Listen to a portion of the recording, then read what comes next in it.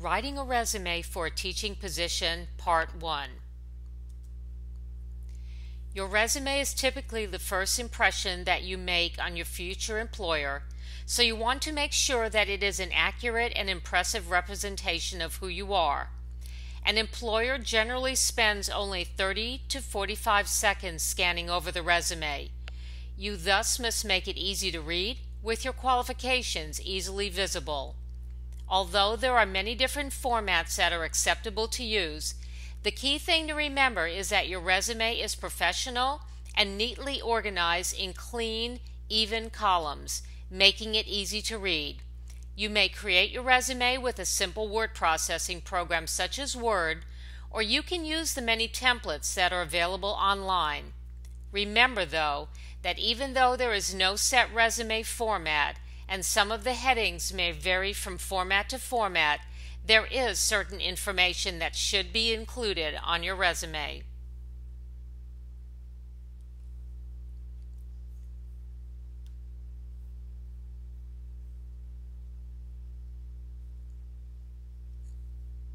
Name.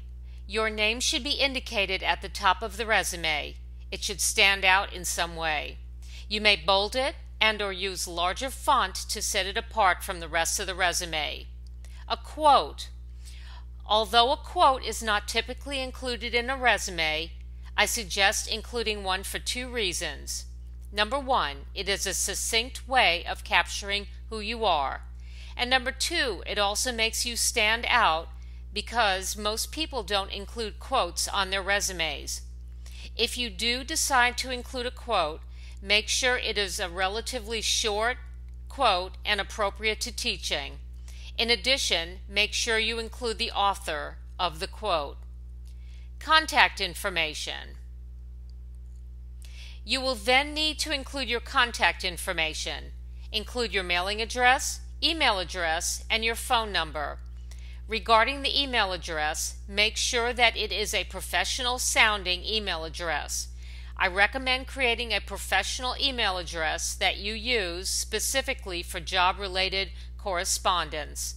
A simple one such as your first name, your last name @gmail.com, or whatever email account you use would be preferable. Then you might want to separate the contact information from the rest of the resume. You may use a simple line or bar as shown on this sample resume. Objective.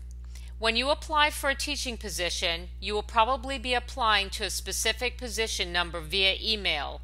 If that is the case, including the objective is probably not necessary. However, if you do include the objective, keep it short and direct. If you are seeking a position at an elementary school, do not indicate grade level, as in, to secure a position as a third grade teacher. If you are that specific and a third grade position is not available, you will not be contacted for an interview. Simply state, to secure a position as an elementary school teacher. Education. List your education in reverse chronological order, which means list the most recent education first. Include the name and location of the educational institution, your major, and any minors or certifications, and anticipated date of or the date you actually graduated. Do not include your high school graduation. The next two sections of your resume are work experience and volunteer work/teaching experience. Work experience is any experience for which you get paid. Under the next section, volunteer work teaching experience, you would include any volunteer work and any teaching experiences for which you don't get paid. Internships would be examples of teaching experiences for which you don't get paid. In both the work experience and volunteer work/teaching experience sections, you would do the following. List your experience in reverse chronological order according to the first date of the time span during which you served in that capacity. Indicate the name and location of the place where you accumulated that experience.